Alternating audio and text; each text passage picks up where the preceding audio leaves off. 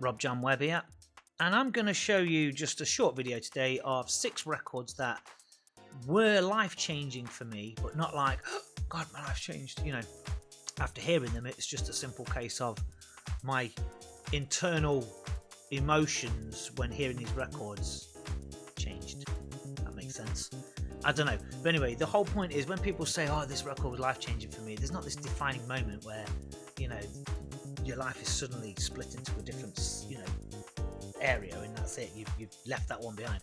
It's more subtle than that. It's just, you know, you hear certain pieces of music, and then when you reflect on them years later, you go, oh God, I remember that. That was, you know, that gave me this feeling, and that gave me that. It's about feelings. Your feelings kind of change, and your production-wise kind of alters as well if you're a record producer like me, and it changes slightly from that as well. And these are just 6 records that I heard when they were released. They came out when I was DJing actively during the 90s and early 2000s, whatever. Anyway, let's get straight to the point. I'm not going to waffle on all this spiritual nonsense. And a spoiler alert, I'm not going to play them because I'm not going to get any copyright strikes on my account. Obviously, I can't play them. So don't leave a comment, you could have needle dropped them, bro. No, I couldn't. The links are all in the description. I will lead you to the well. You go and draw the water. Okay, let's crack on. First one is the 7 Grand Housing Authority, I Wanna Go Higher. Came out in 1993 when I was 16, nearly 17. And I couldn't believe how beautiful this is. It's like an emotional journey. You know, one side's really organy and full on.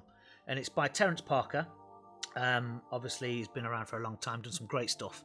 But the side is the spiritual mix where it just builds with these really warm pads, really lush pads, and just drives through like some sort of beautiful sunset. I can't even describe the warmth of it. You know, it's that kind of melodic sort of techno house. You know, blue vinyl, 10-inch, marked this side with the little red cross there. You'll notice on a lot of my records they used to do that. I used to put X133 or X5, X245, whatever the speed was and whatever track number it was. When I was in a dark club, you couldn't see much, so you knew exactly what track to put on. So a lot of my records are pretty much trashed like that.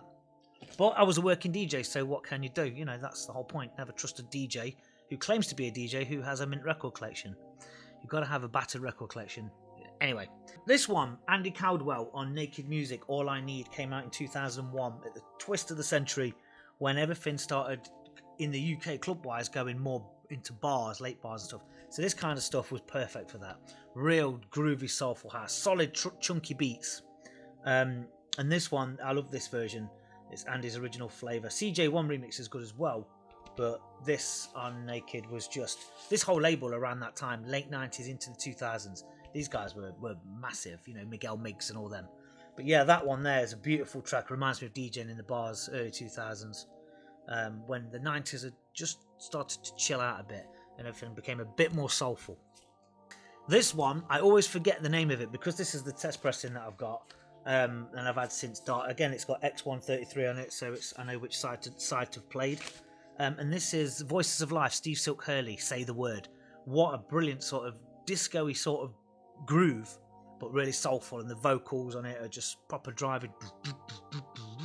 It's got that proper disco vibe, but soulful as anything, and that is Steve Silk Hurley, Voices of Life, Just Say the Word.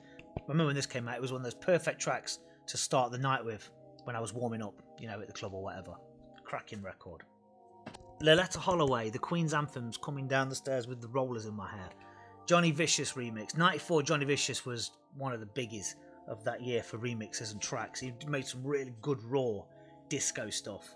But this one, he did a track on here, and it's just a really kind of, it's almost like punky disco sort of house. It's weird, but it's just raw and edgy, and it's just got that really cool sort of South Soul sample in there. And of course, Loleatta Holloway, you know, the queen of South Soul. This record, D-Note, The Garden of Earthly Delights, the Express 2 Ashley Beadle remix. And God, if you listen to, I can't even like describe this. It's not house. It's like a dream. It's like a dream record. It's like you go into a dream sequence, and it's just mesmerizing. It's a mesmerizing record. Again, really great warm-up record. It's almost like an after party record. Do you know what I mean? And the original was really mellow and chilled, whereas the Express 2 have done their chunky beats on top. But the Garden of Earthly Delights, the Express 2 remix by Dino, that record is very special to me. Absolutely loved when I heard that. Couldn't believe how beautiful it was. So there. Not every record you remember are bangers, you know, that are kind of life-changing, if you like.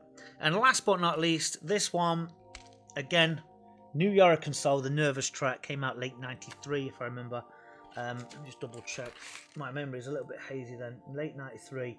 When I heard this, I was like, what is that? Those opening chords on the Bouncy mix were just like, fucking nothing you'd ever heard. It was like real, like Weather Report sort of obscure jazz sort of intro.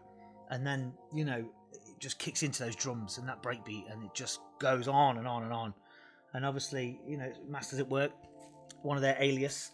And again, yeah, it's one of those records that wasn't a main club room track, but you could start your set with this, your warm-up set, whatever. And again, another after party record.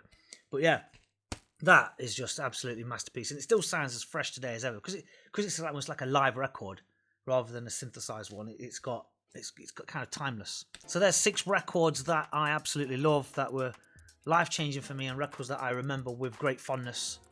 Hope you enjoyed that video, and all the links for this are in the description below.